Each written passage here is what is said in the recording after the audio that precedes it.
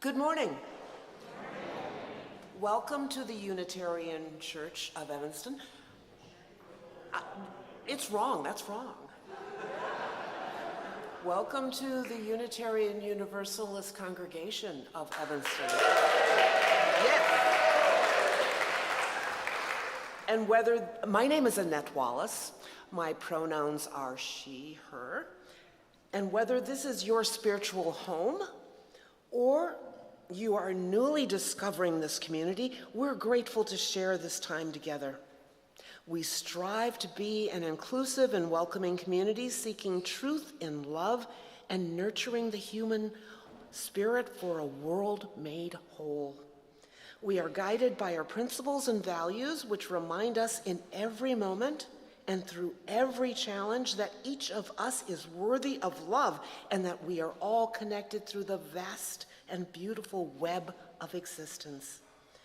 We come together to remember our kinship time with one another and hold one another in heart and mind with tenderness and careful attention, and to dedicate ourselves more fully to living our shared values. Welcome to those joining us online. Hey, my people, we hope you have your chalices ready. People of all ages are a welcome and important part of our faith community. We are blessed to have the children in the sanctuary for the first half of every service, and the entire service is for all ages about once a month. Yes, there's the nest. The nest is in the front. It's our designated area for families with young children, where we have quiet fidget toys and activities and a kid-friendly order of service. We encourage our parents and caregivers in the nest to help support our youngest members of the community to participate in the service in an engaged way. Nursery care is available every Sunday in room 11 in the lower level, which you can access via the stairs at the back of the sanctuary, and the service is streamed in the lobby if you need to step out, and that's a blessing. As part of being a welcoming and inclusive community, we have some information posted on the screen that will help orient you to UCE and our service. Yes, there it is. We have an inductive loop system that works when you enable the T-coil feature, but there's a lot of other information that's down there.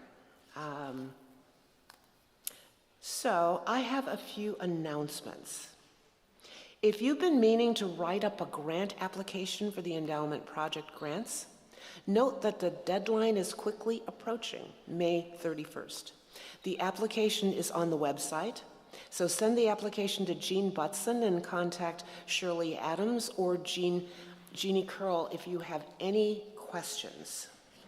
Their email addresses and phone numbers and everything are in Realm. C&W Foundation distributes food to families and seniors who are experiencing food insecurity. Because of a greater demand, supplies are low, and they ran out of food during a distribution last week. We collect and deliver food donations year-round. We only collect the following: beans, it's the hard beans. Beans, canned meat, pasta, cereal, soup, and rice. Please consider bringing any of these items to church and placing it in the small house labeled Giving House. UCE's summer session of friendship meals will be held June 28th through August 29th, and attendance signups begin this weekend. Friendship meals are small group and in-home potlucks or restaurant gatherings, open to any and all friends and members of UCE. Friendship meals provide a great opportunity to build or strengthen congregational relationships and to get good food.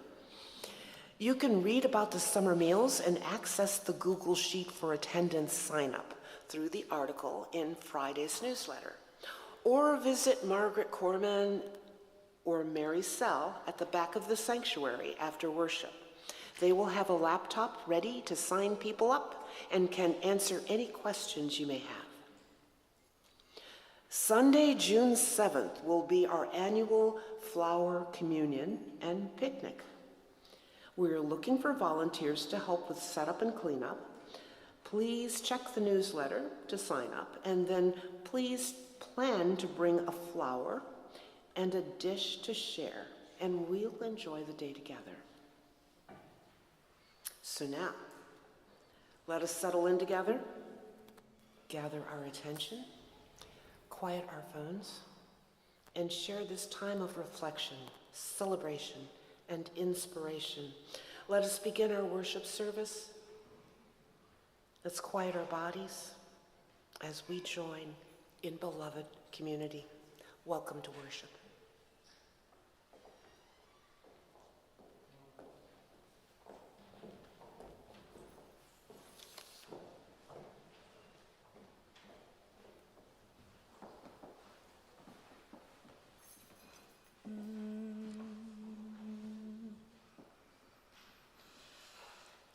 Kings may cover up the truth on TV and on screens, calling in the vultures to descend upon the streets, circling the innocent and marking them with blame.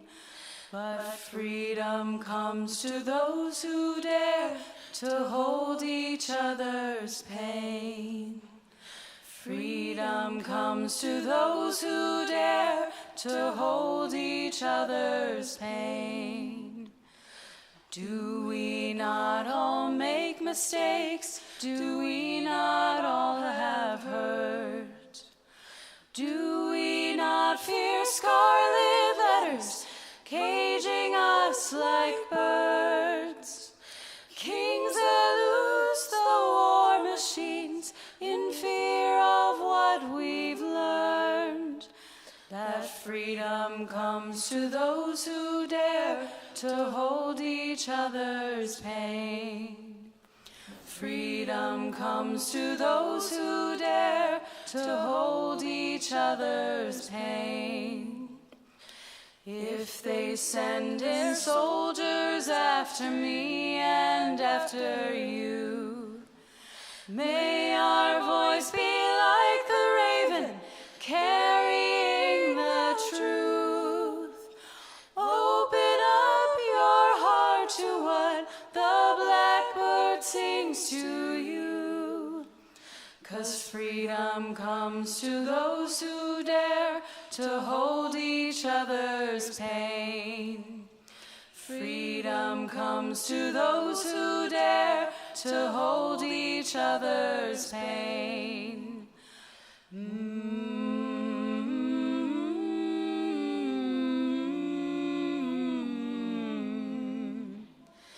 Kings depend on lonely hearts to trust their gilded lies. Gather round the tables of your neighbors through the night. The truth may hurt at first, but it will lead you to the light. 'Cause freedom comes to those who dare to hold each other's pain. Freedom comes to those who dare to hold each other's pain.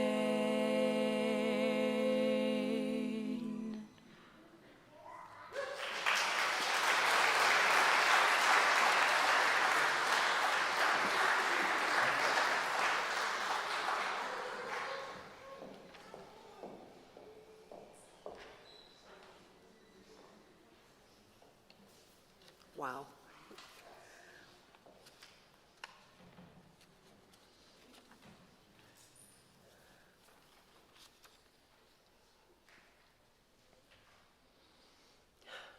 The Unitarian Universalist congregation of Evanston was built on land that was recorded as being transferred from the local Potawatomi community to the U.S. government in 1829, shortly before the Potawatomi in this area were forcibly removed west of the Mississippi.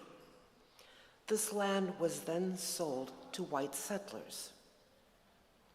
We remember the ancestors of contemporary African Americans, the individuals, the families, and networks of Black people who built up our country's culture and economy, a role forced on them originally by enslavement. We acknowledge the impacts of the intentional violence of the Middle Passage and enslavement, which echo through the generations and remain a reality today. We offer these acknowledgments as one small effort toward building long-term solidarity with contemporary communities. We commit ourselves to incorporate these admissions into our lives and turn our thoughts into actions. So please join in our words of shared commitment. We name these realities with honor for all the ancestors, respect for our descendants, and gratitude for the land we use as sacred space. Sheila Holder brought these beautiful, I'm not a big flower person, but I think these are the first sunflowers I've seen all year. So Sheila brought the flowers in memory of her mother, Roberta, who would have been 96 years old this week.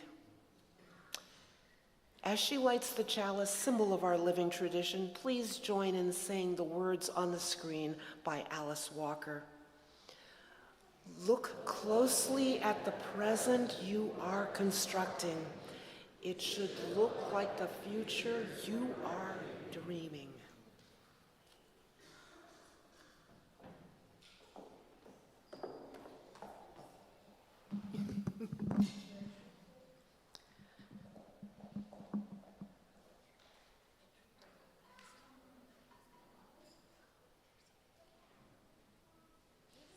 It takes a village to light the chalice.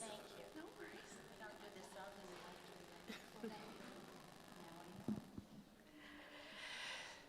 So I'm wondering if someone could help make these good folks rise in body or spirit. Would anyone like to say the words that invite people to do the covenant? Okay. So I want you to read. Please rise in bodies for spirits. Saying these words. Enjoying to see these words on our covenant. Love is the spirit of this church, and service is its law. This is our great covenant, to dwell together in peace, to seek the truth in love, and to help one another. And before we sing our opening hymn, I invite those joining us online to greet each other in the chat, and those gathered in the sanctuary to turn to one another briefly and say good morning. And I dare you to greet someone who's new to you.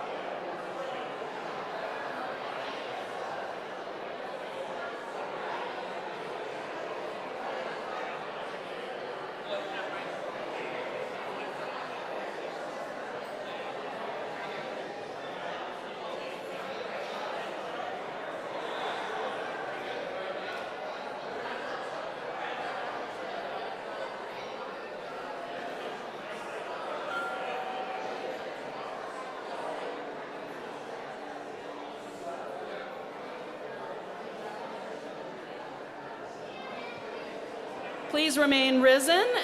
And before we sing our hymn, I want to encourage anyone who is feeling new to head back to the red tablecloth, the welcome table in the back of the sanctuary after the service. After the service, everyone is invited to stay after and continue your conversations that never want to end, right? There will be an informal circle of chairs pulled together after the service near the sanctuary doors for folks who want to sit and talk about or process the worship service. So I also want to mention the prison ministry team of the Unitarian Universalist congregation of Evanston will be here. Also in the back of the sanctuary, there are some petitions to sign as well as some brochures about the Unitarian Universalist Prison Ministry of Illinois. So, hey, let us continue to create new relationships and build kinship among us.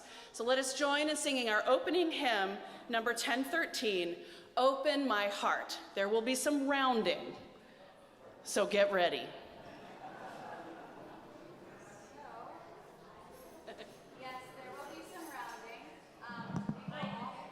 There's gonna be some rounding. Mic check. There we Thank go. you. This half is mine, that half is Kiley's. Yes, we'll all sing the One hymn together? once through together, and then ones will be with me, and twos will be with Gray. Sing whichever part you choose. You all will be great. Yes.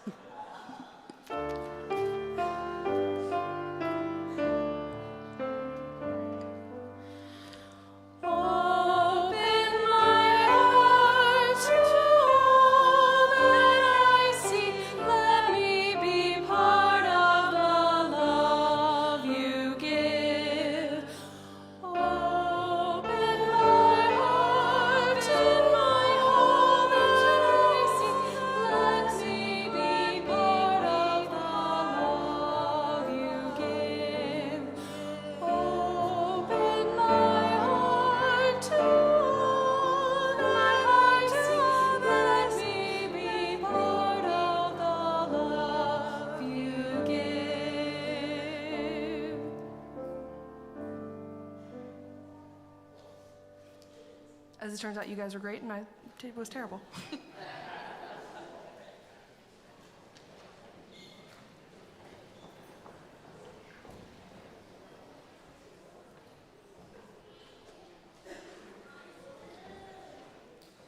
Well, good morning, everyone. Oh, good morning. Come on. I know it's a little cloudy, but I can't dampen our spirits today, or at least not for me. So our Time for All Ages is a book called Noodlefant. Noodlefant, yes. That's Noodlefant. Once there was an elephant who loved noodles. She loved noodles so much that all her friends called her Noodlefant. She loved to scoop noodles in huge, slippery slurps and eat them by the trunk load. She had neighbors of all sorts. Some had fur, some were smooth. Some could roll and some could fly. And some had deep pockets and were very, very bossy. Those were the kangaroos. The kangaroos were always making laws. Yes, they made laws about who could swim at the beach. Only kangaroos. Who could enjoy the butterfly garden? Guess. Only kangaroos. And who could make the laws? Only kangaroos. Noodlefant and her friends knew the laws weren't fair, but they didn't want to get thrown in the zoo. So instead of swimming at the beach, they'd cool off in the sprinkler. Instead of visiting the butterfly garden, they would watch moths dance in the lamplight. And instead of making laws, they made food for each other. Noodlefant, in particular, was famous for pasta parties. Who likes pasta? Yeah. She loved to mix whole bags of semolina flour with dozens of eggs, delighting her guests with noodles of all shapes and sizes. For special occasions, she gathered wild mushrooms to make her grandmother's secret sauce. One day, while Noodlefant was shopping for a party, a kangaroo blew his whistle. "You there, elephant!" "Yeah, what are you doing with all those eggs and semolina flour?" Said Noodlefant, trying to stay calm. "I was thinking of a fresh batch of fettuccine. Maybe curly cavatappi would be nice. Or I could stretch a tangle of tagliatelle." "Oh, no, you won't," snapped the kangaroo, pulling a law book from his pouch. "Elephants are no longer allowed to eat noodles." "It says so right here. Noodles are for kangaroos. Elephants shall only eat sticks and branches." "Yeah. Well, maybe you don't know me," said Noodlefant, "but I'm Noodlefant. I'm all about noodles." "You're an elephant," said the kangaroo. "If we catch you eating noodles, we will lock you in the zoo. Buy some acacia branches and don't even think about noodles." Well, when her friends arrived at her party, Noodlefant had nothing to offer them. She tried pouring tomato sauce on the acacia branches, but they were not slippery. They were not slurpable. The thorns prickled and poked inside their bellies. Yeah. All at once, she had an idea. A fantastic idea, a revolutionary idea for a completely new kind of machine. Yep. Together, Noodlefant and her friends tapped and tinkered, singing as they worked. Now, I am not a singer. I'm gonna rap it. "Those kangaroos are kinda rude, making rules about our food, telling us how we should think, what we can eat, and what to drink. When our new machine is done, we'll eat all the pasta by the ton, 'cause noodles are for me's and you's, not just those bossy kangaroos." I'll stick to my day job. They called the machine the Fantastic Noodler. It was very complicated, but also very simple. With a few turns of a crank, it could turn anything into noodles. Noodlefant tossed in some pens. She turned the crank, and out tumbled a pile of overcooked penny. Too soggy. She knocked a dent in the side, and the next batch was perfectly al dente. They looked around the house and found more stuff to transform, cranking cans into cannoli, and pillows into ravioli, and radiators into radiatory. The noodles were slippery, slurpy, and scrumptious. It was a grand pasta party, the best one yet. That is until, yep, come out with your trunk up. The kangaroos tried Noodlefant in a kangaroo court.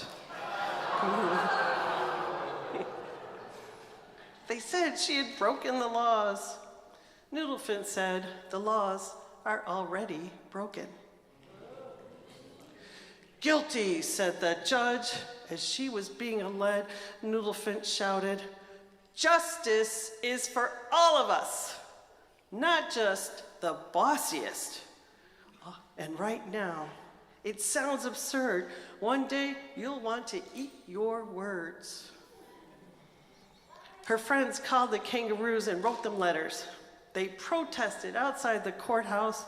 Some kangaroos agreed the laws were wrong, but most didn't care. And so Noodlefant remained alone, stuck in the zoo. Her friends agreed they had to do something. So one lonesome day, she received a letter. "Dear Noodlefant, We know you don't like acacia branches, but we wish you would try them tonight. Deep down, you might find they are fantastic. Love, your friends. That evening, Noodlefant accepted the zookeeper's pile of thorny branches. She dug deep down with her trunk and found the fantastic noodler. For an appetizer, she cranked the letter into a streaming bowl of alphabet soup. Then Noodlefant clamped the machine to the bars of her cage, and slowly and quietly she turned the crank. The iron bars collapsed into a pile of warm udon, which she scooped up in slurpity slurps. She had never been so happy to see her friends. They decided to throw, guess what? A pasta party. The like of which had never been seen. Noodlefant's friends spread the word.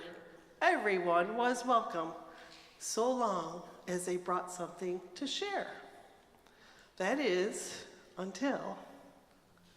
What do you think you are doing here? Well, welcome to our potluck, said Noodlefant. Our guests have all brought something to share. Do you have anything to offer? The kangaroo brandished the law book and began. The law is the law. It says right here, noodles are for kanga. Oh, what a thoughtful contribution, said Noodlefant.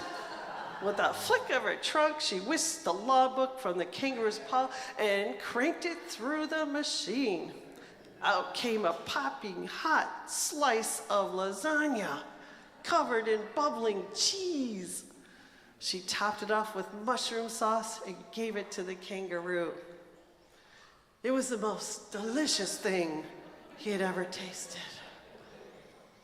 The other kangaroos lined up to crank their laws through the fantastic noodler, turning out tray after tray of lasagna, mushroom lasagna, that is, and the whole town celebrated all night long. Together, they sang, or should I say, rapped. When the laws are so unjust, behavior is a must. Together we will make the rules to share along with fresh noodles. Because noodles are for me's, noodles are for you's. We won't be locked up in the zoos. We'll slurp them down on avenues, at the beach and in canoes. Yes, noodles are for me's and you's. We'll even share with the kangaroos.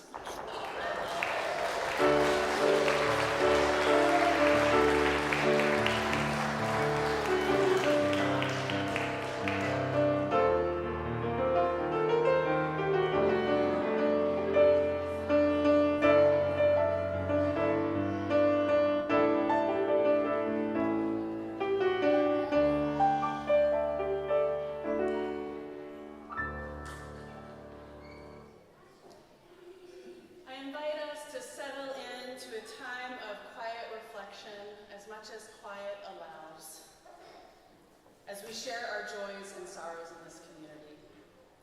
If you have a joy or a sorrow that you want spoken aloud, you can, when you come in on Sundays, write it on this book that's always right when you come in at the back of the sanctuary. And you can also submit it through a Google form that's found on the Unitarian Universalist Congregation of Evanston's website, or you may email one of the ministers. We listen to these offerings with tenderness and respect, and so we're going to work on quieting our voices and our bodies during this sacred time. So I want everyone to join me by breathing in and out. These are the joys and sorrows that have been shared with us today.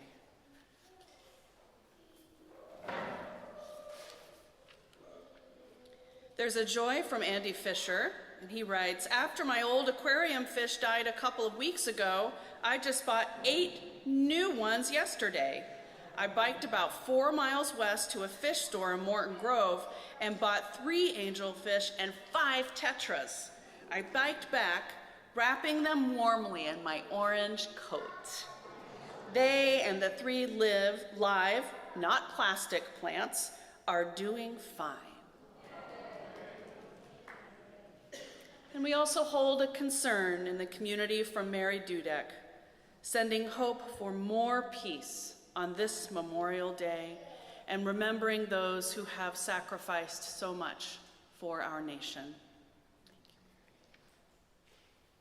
Sharing these concerns is the heart of the practice of beloved community. Together we expand our celebrations and lessen the burden of grief.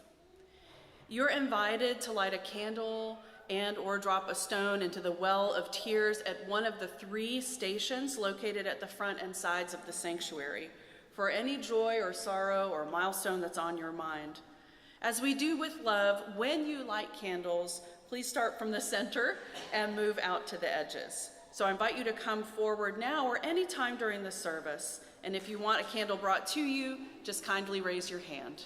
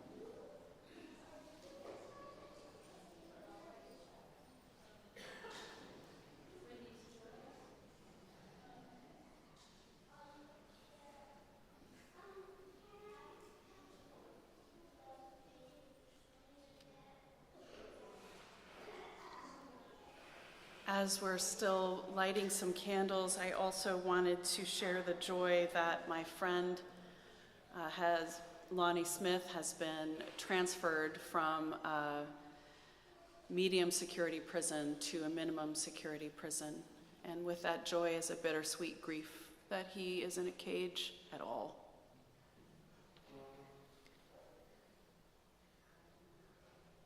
I invite you to acknowledge and hold with tenderness all the joys and the sorrows that have been spoken in this time with the unison reading printed and, on the screen. For these joys, we give our thanks, and for these sorrows, we give our love.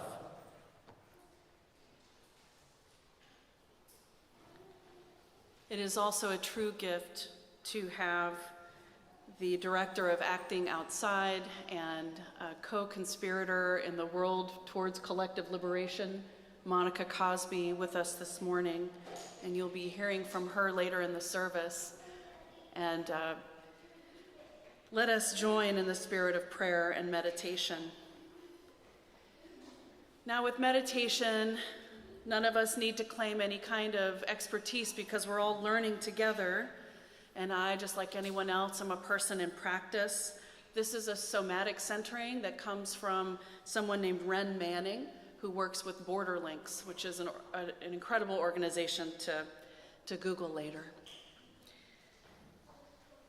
When we do these embodied practices, we embody a lineage of generative somatics. And somatic tools assist us in taking action under pressure or taking pressure off of us after action.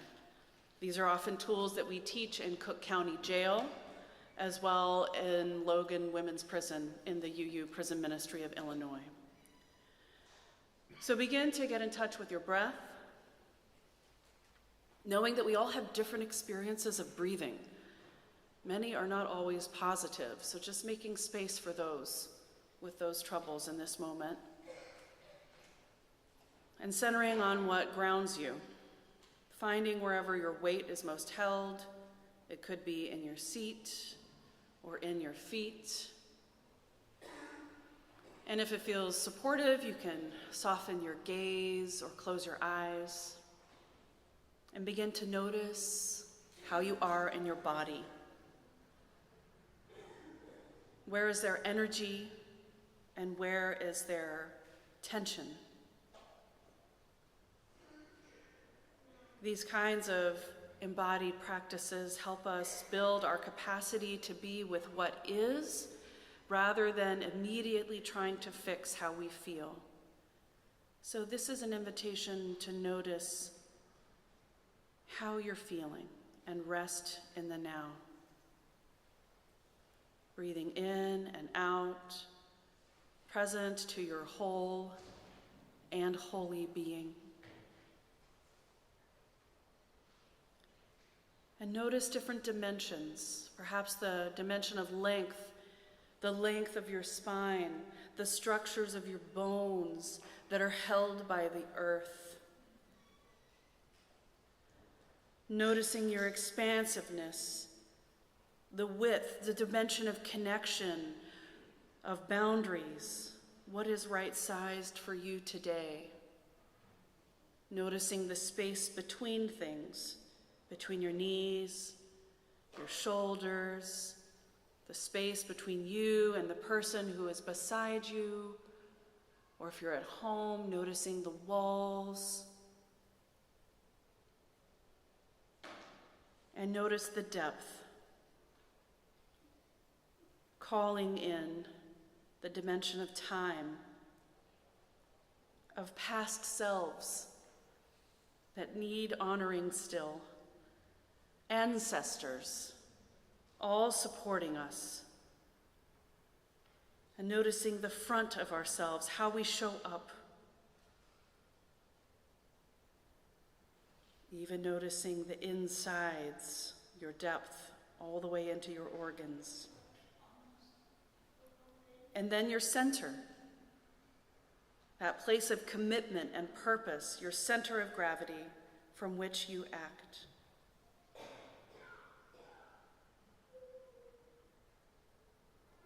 And so take a moment to check in. And you're invited to whisper a word or a phrase into the space about how you are feeling and checking in this time. Grateful.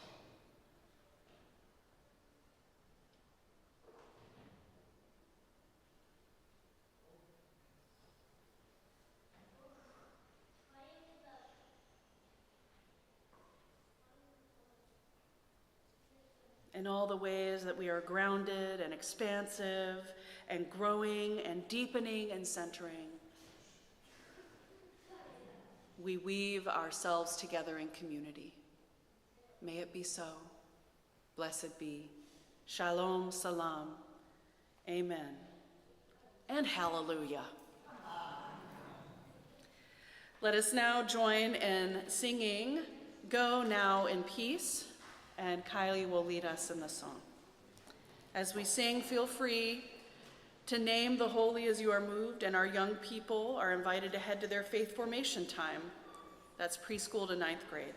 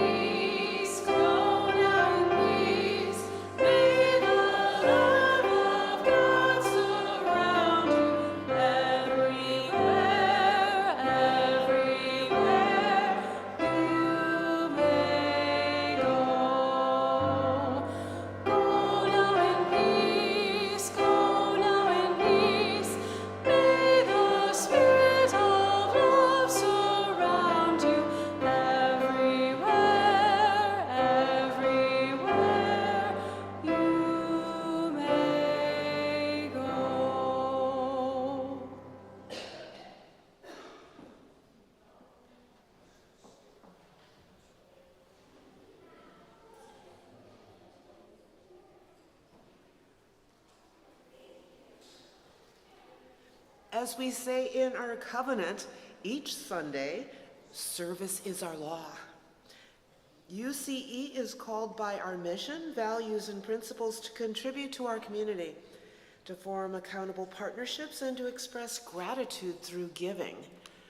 Today's offering will be shared with the Children's Best Interest Project, whose mission is to assist parents with dismissal or reduction of charges in minor criminal cases, and to educate Illinois families, organizations, and lawyers about the Children's Best Interest Act, which requires Illinois courts to consider children's needs when making sentencing decisions about their parents.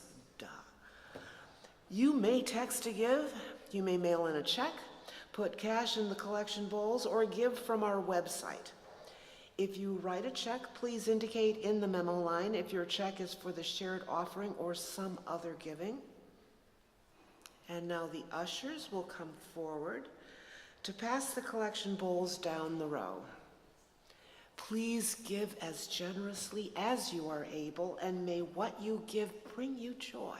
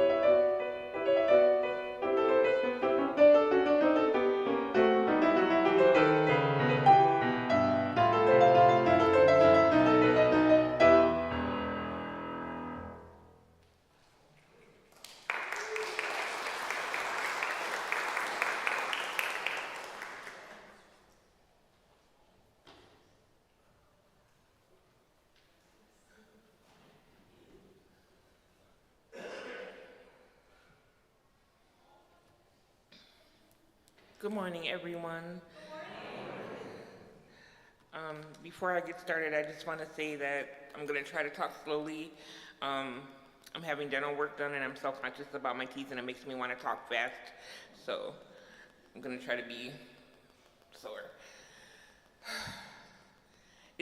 Some of you know me. I've been here before, and it's been at least a few years, right, since the last time I was here. So thank you for having me again.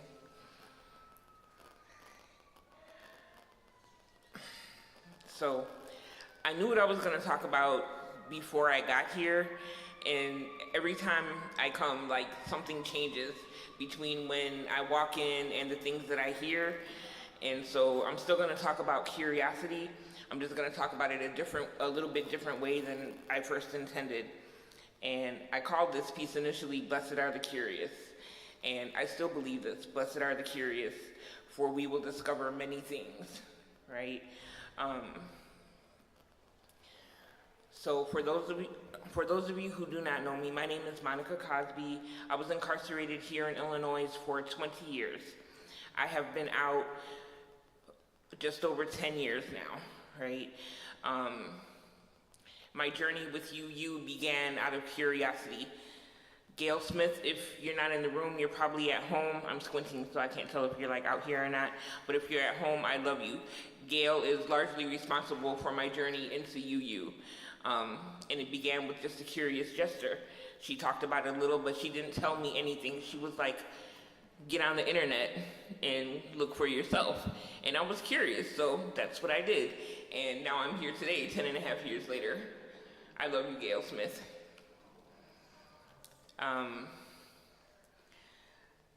Blessed again are the curious, for we will discover many things. Curiosity has been different things for me at different times. During the time that I was incarcerated here in Illinois, when I didn't know where my family was, when I didn't know how they were, when I didn't know that I had an out date. Initially, I had an 83-year sentence, so I never believed for a minute that I would be able to be out here one day, right? And so at a time in my life when I thought I had no hope, I still had curiosity, right? And I can give you specific instances. When I was in Cook County Jail, we had one CO on our unit. He was a relief officer, so he would only come on Sundays. And every Sunday he would come with I'm sure you guys remember the big old boom boxes, right? So, and this was in the 90s, so they were still like a kind of a common thing. And he would come on the unit every Sunday with a big old boom box and play music, right? And the first song would always be, wake up everybody, no more sleeping in bed. I don't want to sing because, like, I don't want to embarrass myself further. But he would play this song, and then the rest of the music would be like whatever all else, but it would always be that one song first. And so on Sunday mornings, I would get up and I would be curious what other music I would hear today, right? I would be curious during mail call whether or not I would get mail. Would it be from my children or my mom or whoever? Curiosity for me has been hope in disguise. When I thought I had no hope, I still had it. I just didn't recognize it. I just did not recognize it for what it was, right? But it was curiosity. So curiosity for me has been hope, right? I think curiosity is also a certain type of, not just wonder, but I think it's also a type of courage and bravery, right? I think a lot about the interconnected web of existence of which we are all a part. And I think about the systems that strive and tend to do it really well to break those connections, right? So curiosity is the thing that moves you to seek what is happening in the world that is breaking those connections. It is the bravery to seek out what those things are and to change those things once you find out what they are. So curiosity is hope. Curiosity can drive you to anger and to action, and I think it comes I think also curiosity comes from a place of love and compassion because you are curious at what things are not so great in this world that is so full of abundance, but there are still people that do not have, right? That do not have access to that abundance, and that is on purpose, right? And so if you are truly curious, you'll be like, oh, this ain't cool, right? What can I do to change that? And you start moving towards that. Earlier today, you spoke of Alice Walker, right? Alice Walker is a favorite writer of mine. So when Reverend Allison was talking about acting outside, I have a performance art crew called Acting Outside Performance Art Crew. And we currently have classes going on in Logan. And so what I have done is taken some select readings and offered them as creative prompts to the women folks that are in Logan Correctional Center now.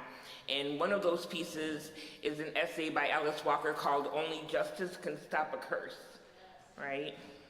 And I want to read just a piece of that to you.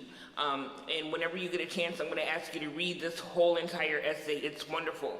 It opens up with a curse that was collected by Zora Neale Hurston way back in the day, right? But this is the quote by Alice Walker. If by some miracle and all our struggle, the earth is spared, only justice to every living thing and everything alive will save mankind. Only justice can stop a curse. When I say blessed are the curious, it is because it is the curious who move towards action. We have questions. And not only do we have questions, we look for those answers. Sometimes it can be the joy of discovery. So I told you I've been out of prison for 10.5 years now. It is only a few years ago, however, maybe in the last 2 or 3 years, that I discovered Tumblr, which is not new, but it was new for me when I found out about it a couple of years ago. A couple of months ago, I saw on another social media platform where something came from Tumblr to another social media platform, and it was the story of the god of Arepo, or Arepo, I'm not sure if I'm saying this right, which migrated from Tumblr to another social media platform. Now, the story is not so much about the god of Arepo, although that story itself is probably one of the most beautiful pieces of writing that I've ever come across. But the joy of me having found this was just fantastic. And I told some of my friends, and they were like, oh, that's old. Well, it's not for me, right? I had this just certain kind of joy that I discovered this. I have, during the time that I was incarcerated and out here, I have been angry about some things and wanted to know why some things were as they were. And I went looking for answers to these things and was mad, right? Because so much of what is wrong in the world does not have to be. These are choices, right? So how do we now be curious enough to find out answers and to find out what we can do with each other to move each other to change things? Does this make sense? Right? Blessed are the curious because we be finding out stuff, right? We have questions and we look for answers. There is the joy of discovery. There is the chance to find something that you find unsatisfactory and change it. Curiosity did not, in fact, kill the cat, right? Satisfaction brings the cat back. It was never even really gone, right? Blessed are the curious because we find stuff out. We look for things. We change things. We find joy. We make joy. We solve problems, right? We live, and we try to live abundantly and share that abundance, right? Because we are curious. And I didn't look at the clock, so I don't know how much time I have left. That was pretty much it. I want to encourage everyone to stay curious and stay open. Don't let the world as it exists now break, right? Don't let it corrupt and break that interconnected web of existence of which we are all a part.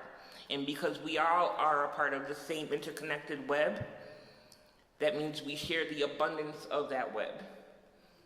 right? We stay curious enough to make sure we're always looking at it, always checking on it, making sure it's good, making sure it's strong, right? And that's what I have. Just thank you so much for having me. And I miss this place. I can't believe it's been so many years since I've been here, but I hope to be back soon. And that's what I've got. Thank you.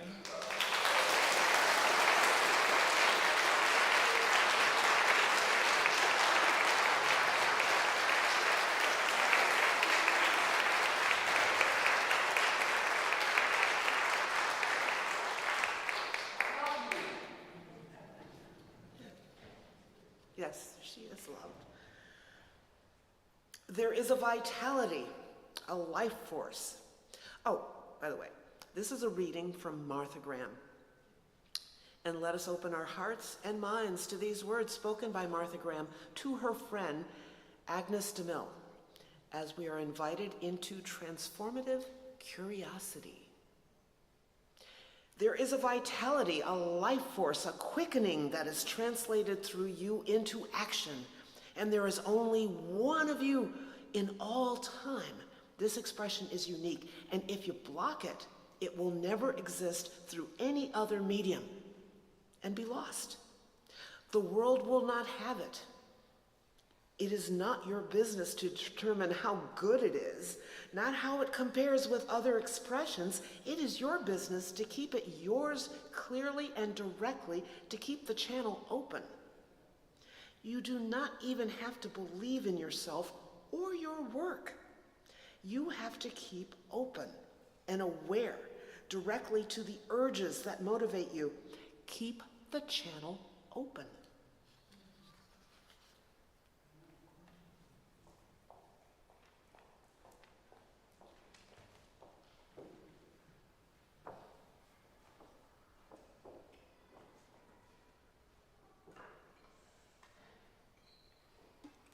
Hello, all. Before I sing, I want to say a few words. This piece I'm about to sing for you all is the winnings of Tom Hempfling. He was the winner for getting to choose a song for me to sing at not this past year's Serendipity auction, but last year's Serendipity auction. So this is a long time coming. As one might say, it is a very serendipitous event. He wrote a few remarks for me to read about the aria Ombra Mai Fu, which I'm about to sing for you all. First off, Tom is thankful that in the olden days, you could buy record albums or CDs with such titles as opera's greatest hits, where I'm assuming that you first heard this aria, right? Yes? The title Ombra Mai Fu in Italian means never was a shade. The aria is sung by the main character Xerxes I of Persia, admiring the shade of a sycamore tree. It is the first thing sung in the opera Xerxes. The poetic translation of the lyrics are as follows. Tender and beautiful fronds of my beloved sycamore tree, let fate smile upon you. May thunder, lightning, and storms never disturb your dear peace, nor may you by blowing winds be profaned. Never was a shade of any plant dearer and more lovely or more sweet.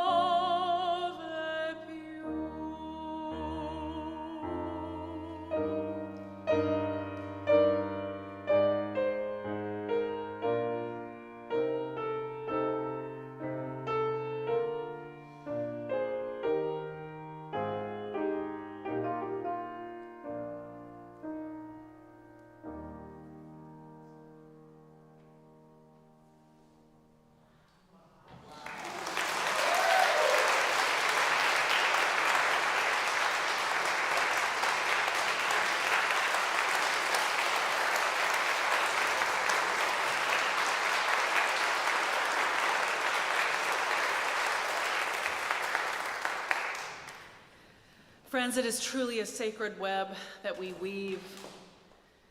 The song that was just sung calls to this peace, this serenity, this grounding that I hope each and every one of us might find just a glimpse of here in this time and space together.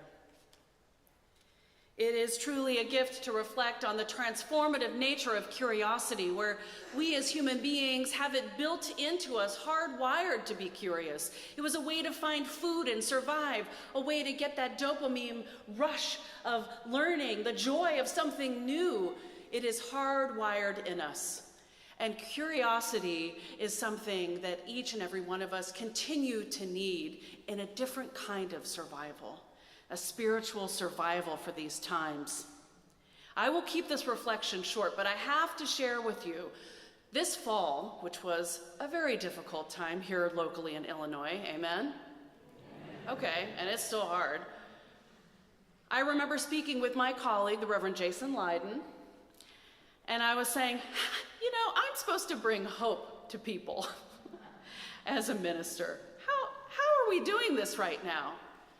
And he said, you know, I'm trying to focus less on bringing hope and more about asking all of us to be curious.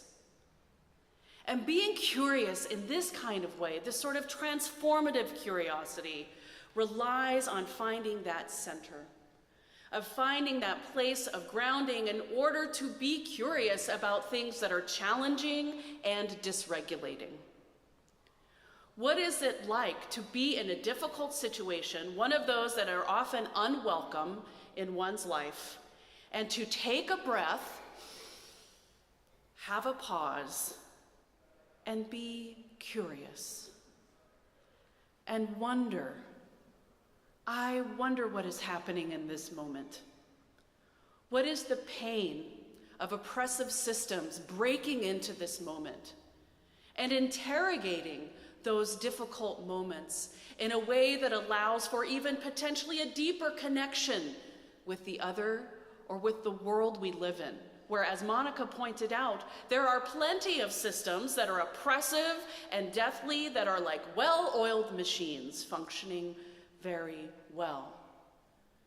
But in the meantime, we liberal religionists, our hearts are breaking for this world. But as the Quaker white theologian Parker Palmer mentions, instead of allowing the heart to break and shatter into these shards, these shattery glass bits, instead to open our hearts and to allow them to soften, to ground, to breathe, and to be curious. We as Unitarian Universalists, it is part of our lineage to be curious. And at any moment, there's more to be curious about. There's more to learn. There are names to change. There are covenants to refine. We are in a constant state of revelation and transformation. If we were not, we would not be faithful as Unitarian Universalists. We get to cultivate curiosity. We get to be curious. So in this time, we are invited to think about movements that allow us to dip into that curiosity. So I want to share a quote with you from Captive Genders, a book about trans embodiment and the prison industrial complex. And it says, abolition is not some distant future, but something we create in every moment when we say no to the traps of empire, which we were singing about this morning, yes? And say yes to the nourishing possibilities dreamed of and practiced by our ancestors and friends. Abolition is about breaking down things that oppress and building up things that nourish. Abolition is the practice of transformation in the here and now and ever after. And this transformative curiosity is something that we in our faith traditions have drawn upon. I think about that figure, that rabbi insurgent rebel who was executed, imprisoned, and then executed and tortured by the empire, Jesus. He was a political critic, or maybe they, who invited folks everywhere to see or take in the world differently, to interrogate the socio-political structures and put them upside down. A humble rambler is on a donkey and is hailed as a king. Sex workers and tax collectors are out in the center of care and attention. Their ministry, and so many others since, was one of curiosity, an expression of divine curiosity. Like, I like to imagine a God or a spirit of love inviting us to ask, oh my God, this is awful. But what if we tried something new or different? So we are in the time where those last flatulent bursts of capitalism are a dying nihilism from which we can fan away the stink and reveal what is new and possible when we wander together with the goal of the flourishing of all beings, that interconnected web that we've been calling up in this time. So curiosity, even in the midst of our despair or heartbreak, is a creative conversation with the spirit of life and love that moves in and through all of us. And it invites us to wonder. So in my work, we wonder about prison. That hasn't solved anything. Caging humans hasn't helped anything. It hasn't solved or addressed how we respond to societal harm to prevent violence. And yet there are things happening in this world right now, like the Children's Best Interest Project that Gail Smith runs with several other amazing partners, that won 186 years of time saved for parents so far, just in the cases that they've been involved in directly. Yes! I think of the prison ministry here, a ministry of accompaniment and care that models the world that we want to live in, because we are living right now into the future that we are creating. Abolition invites creative curiosity, and it transforms individuals as well as us in our communities, and it invites a conversion of the spirit.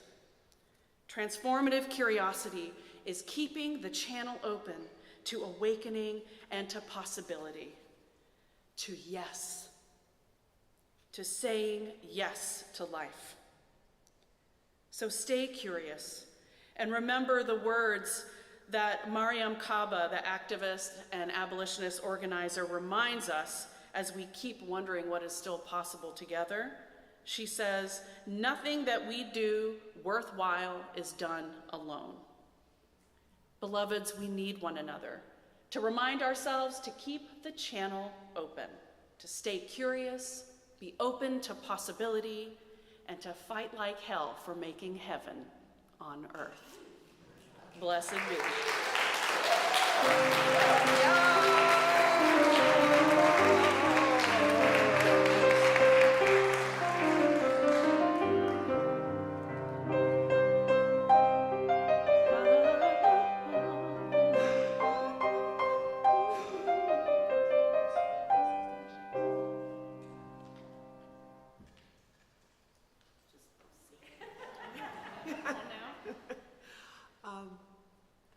I think Sheila Holder needs to come back and extinguish the... Yes. Lighting it is hard. Putting it out is even harder sometimes. So, here are the words of Elizabeth Sell Jones. As we extinguish the chalice, please join in saying the words on the screen. We extinguish this flame, but not the light of truth, the warmth of community, or the fire of commitment.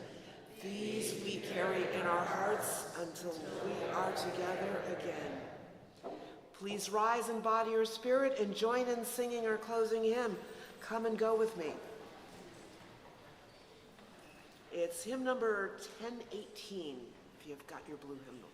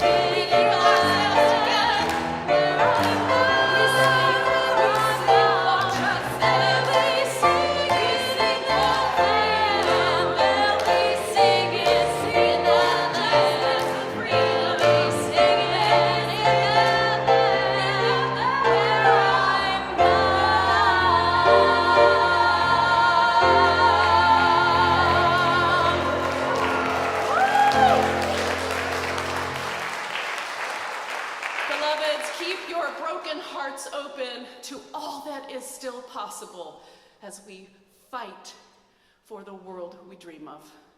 Go in peace and blessings. Amen.